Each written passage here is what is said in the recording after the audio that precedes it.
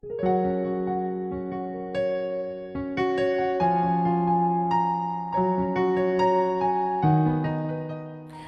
jumpa Bapak Ibu Saudara yang dikasihi oleh Tuhan dalam acara Spiritual Breakthrough.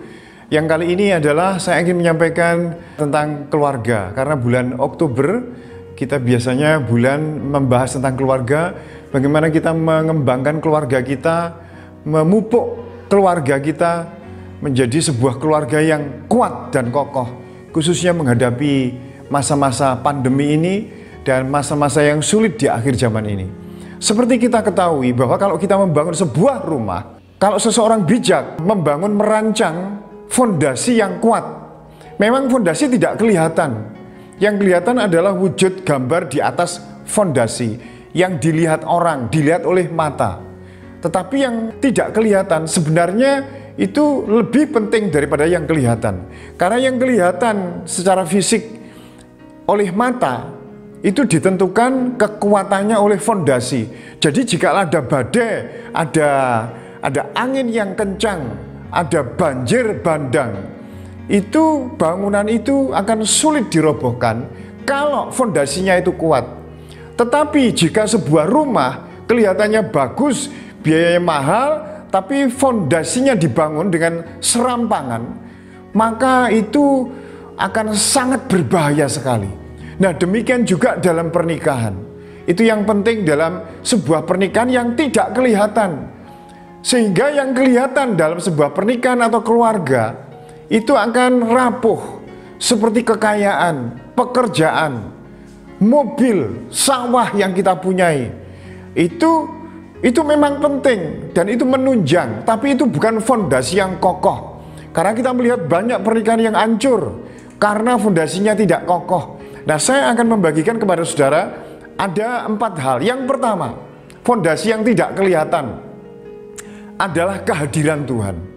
Bagi kita anak-anak Tuhan, saudaraku, tidak ada yang lebih penting daripada kehadiran Tuhan. Sebab yang memberi damai sejahtera atau yang membentuk sebuah pernikahan itu adalah Tuhan. Asalnya dari Tuhan, bukan dari pemerintah, bukan dari adat istiadat, bukan dari nenek moyang kita, melainkan dari Tuhan.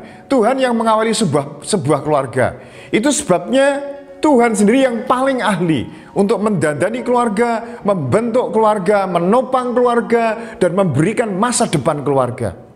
Yang pertama adalah Tuhan. Bapak Ibu Saudara harus menghadirkan Tuhan dalam keluarga kalau kita ingin mempunyai sumber yang tiada henti-hentinya, sumber bahagia, sumber kerukunan, sumber berkat adalah Tuhan.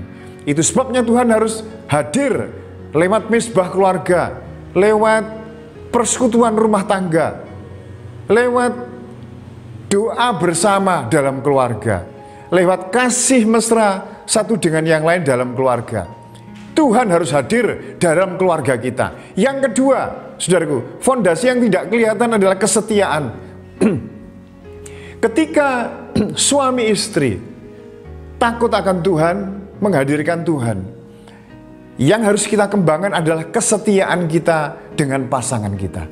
Kenapa terjadi perselingkuhan, perzinahan, pencemaran tempat tidur dengan orang yang bukan pasangan kita?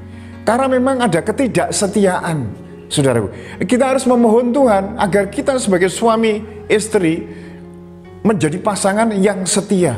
Sebab kalau tidak kita bangun kesetiaan kita dengan takut akan Tuhan, maka gampang kita terseret dengan ketidaksetiaan itu.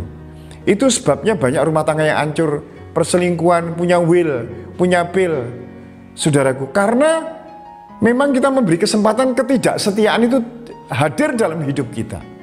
Nah, itu sebabnya mari kita membangun kesetiaan dalam hidup kita dengan takut kepada Tuhan. Bukan karena istri kita saja, atau karena anak-anak kita saja, atau karena saudara kita seiman, tetapi terutama kita setia karena Tuhan. Yang kedua adalah kita membangun kelemah lembutan. Kelemah lembutan bukan sifat yang lemah, justru kematangan kedewasaan hidup seseorang. Kelemah lembutan itu tidak gampang kita marah. Kita bisa mengendalikan diri, bisa menguasai diri kita, saudaraku. Sehingga bila terjadi percekcokan, itu mudah penyelesaiannya. Karena kita lemah lembut, saudaraku. Lemah lembut juga berarti tidak menyakiti pasangannya. Berusaha bagaimana menyenangkan pasangannya. Kita semuanya memang punya kelebihan kekurangan masing-masing. Tetapi ketika kita mengetahui terjadi perselisihan, percekcokan antara dengan pasangan, maka hal itu akan menjadikan kelemah lembutan di dalam diri kita ini bisa menguasai diri, saudaraku. Nah, kelemah lembutan juga termasuk mudah mengampuni. Salah satu sifat kelemah lembutan adalah siap mengampuni pasangan kita, kapanpun dan apapun yang dilakukan, saudaraku. Yang keempat, bisa menerima pasangan kita apa adanya. Setiap kita mempunyai kelebihan dan kekurangan masing-masing. Kalau saudara dan saya memfokuskan selalu mengingat kelemahannya, maka kelemahannya itu akan kita lihat semakin menggunung, semakin besar, sehingga kelebihan pasangan kita itu hilang begitu saja. Dan ini yang menyebabkan konflik yang tiada habis-habisnya. Tidak ada suami yang sempurna, tidak ada istri yang sempurna. Kadang-kadang kelemahan itu dilakukan berulang-ulang dan sulit untuk membenainya.